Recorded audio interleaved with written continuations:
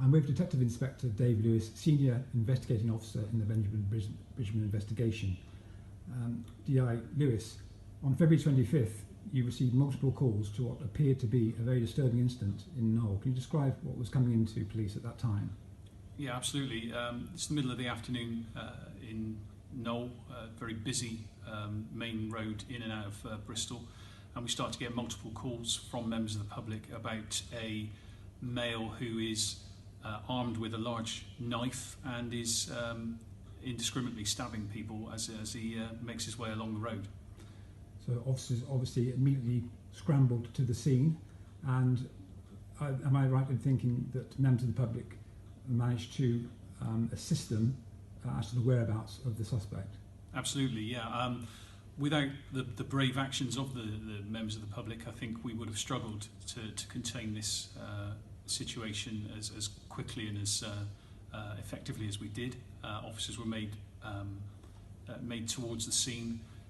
Members of the public had already tackled Mr. Bridgeman on a number of occasions, and despite the fact he was still armed with the knife, our officers approached him and tried to contain him. He refused to give up the knife, and they ended up deploying a taser device to control him and to bring him into custody.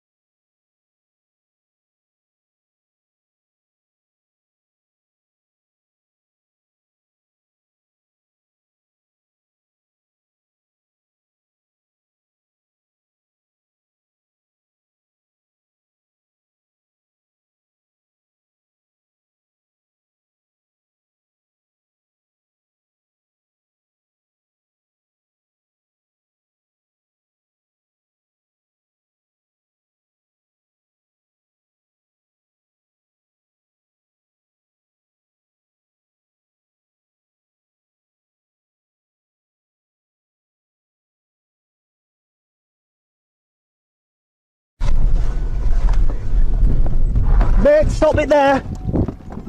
Get down on the floor!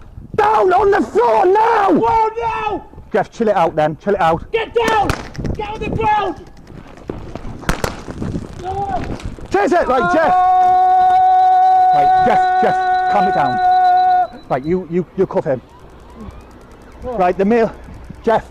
Yo, what's going on, people? It's your boy Ape Huncho, back at you again with another video now. Roller skates and attempted murder are two phrases I'd never thought I'd use to describe an incident, but honestly it's 2020, so at this point it really doesn't surprise me. On the 25th of February 2020 at around 3:10 PM, a man by the name of Benjamin Bridgeman put on his roller skates armed with a knife and would go on to stab 3 people on Wells Road in Knoll. The people injured were Justin Edwards, Yedu Prakash and Robert Day, who all suffered stab wounds, along with P.C. Ross Howard, who sustained a head injury. Police were called a short time after the stabbings, and as you've seen in the footage, they deployed tasers and apprehended him. He was charged a short while later with 3 counts of attempted murder, possessing an offensive weapon, and assaulting an emergency worker. After he was charged, he was remanded into custody and had to appear at Bristol Crown Court for multiple hearings because he had pleaded not guilty to the charges brought against him, and so a 3-day trial was to take place,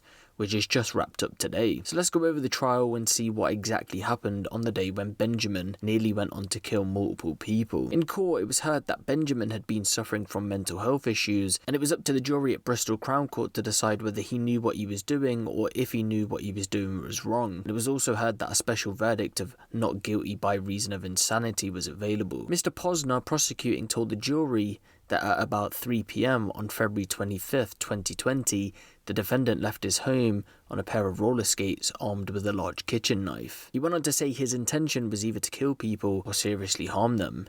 He pointed out that Benjamin was a distinctive figure as he was only born with one arm, and of course he was armed with a knife in the other. He continued, the skater headed up Wells Road and stabbed Justin Edward in the back. He went up the hill towards Knoll, headed past Broadwalk Shopping Centre and slashed Yedu Prakash in the head. Mr. Posner said the defendant gave chase, stabbing Mr. Prakash in the back. A man called Robert Day raised the alarm and he and his friends chased the defendant. It was heard in court that Robert Day, alongside other people, had used makeshift weapons such as road signs to attempt to stop Benjamin, and in the process, Robert Day had been stabbed in the hand and leg. The prosecution went on to say a man by the name of Heath Birchenough drove his van towards the defendant to knock him over, but Benjamin got to his feet and skated away. It was at this point that the police had been alerted and started to pursue him and eventually confronted him at the end of Hengrove Road, but here Benjamin produced the knife and tried to stab at P.C. Ross Herwood. At that point he was tasered, arrested and taken to hospital with a cut hand, and here he was said to have broken down. The court heard that Benjamin was employed and of good character but had suffered a psychotic breakdown on that day. His mum, Michelle, told the jury her son had been diagnosed with OCD, but was medicated and had therapy and never had been violent. She described the incident as surreal and bizarre and completely out of character for her son. Robert Day wrote a letter to give evidence in court and would go on to describe what happened on that day from his point of view, and he went on to say that he and his friends thought a terror attack was taking place and so they sprung into action. He and his friend Gary grabbed road signs and tried to get his knife. He went on to say, little did I know he was like Torville and Dean on roller skates, he was like a spring. Robert at that point said he had hit him in the neck with the sign and Benjamin came towards him, adding, I got stabbed in the leg, I put my hand up and he stabbed me in the hand. I hit him in the throat with a sign. The jury was then told that a car had screeched around the corner and Robert said, he was just blank, there was nothing there, all I could hear was the roller skates. He didn't make a sound, even when he got hit with the car, he was like Superman. Aaron Smith was also another one of the men who gave chase with Robert, and he went on to write a letter to the court to describe what happened from his point of view, and went on to describe chasing Benjamin around some cars, and said he saw him get knocked to the floor at one point before jumping straight back up and fleeing. He went on to say, it was if he wore the skates every day, I didn't know how he was so quick and strong.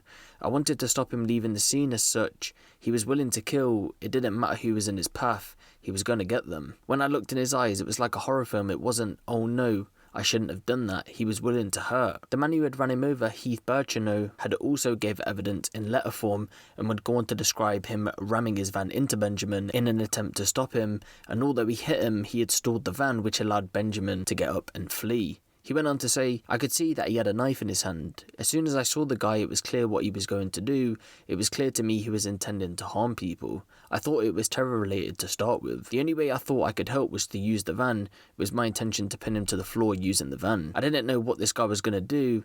If he was going to harm anyone else, I had the shovel in the back. I thought, do I get out with the shovel? At a further court hearing, evidence was given from forensic psychiatrist Dr. Stefan Attard, who had interviewed Benjamin twice. In those interviews, it was heard that he had developed OCD at the age of 15 and had developed worries about quote-unquote inappropriate thoughts. For this, he was prescribed antidepressants and had therapy sessions from the age of 18, and this had taken place for the 10 years that followed.